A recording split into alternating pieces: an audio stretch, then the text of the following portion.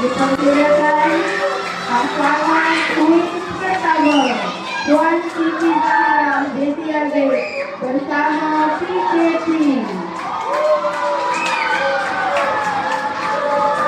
Barisan kuis yang kedua PKM dan penolong sains pendidikan khas. Pasangan kuis ketiga Tika Farhana dan Cikgu Mariani.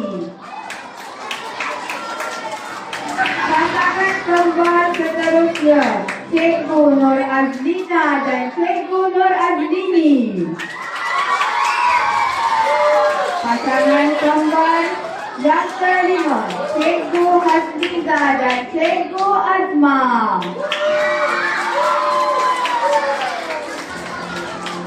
Seterusnya dipersilakan Cikgu Jazura dan Cikgu Hasliza.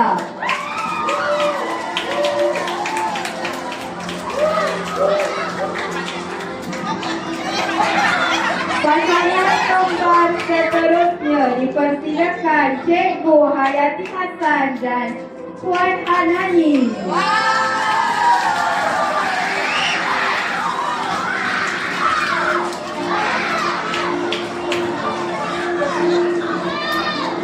Seterusnya dipersilakan Cikgu Nurain dan Cikgu Nurihan.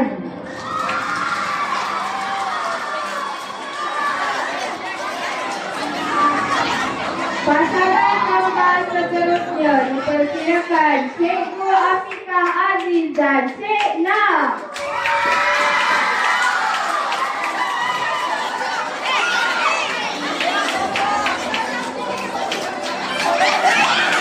Seterusnya dipersilakan Cikgu Fauzia dan Ustazah Murni.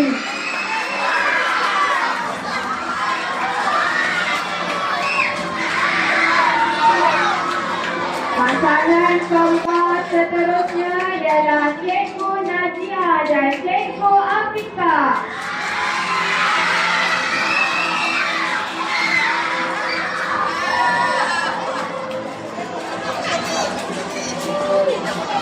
Pasangan kembar tiga yang pertama Cikgu Hayati Ismail, Cikgu Azmawati dan Cikgu Rosna.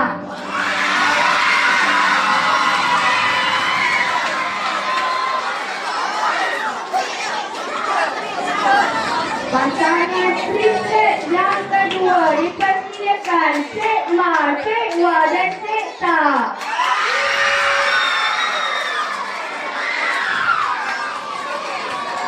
Seterusnya pasangan kembar lelaki pertama dipersilakan PKPO dan Ustaz Ni.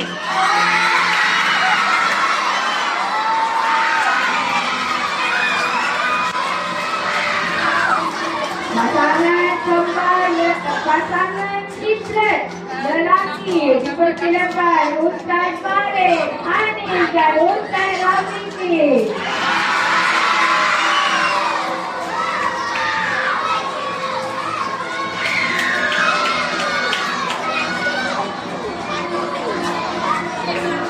Dan pasangan terakhir berikan ketepukan yang gemuruh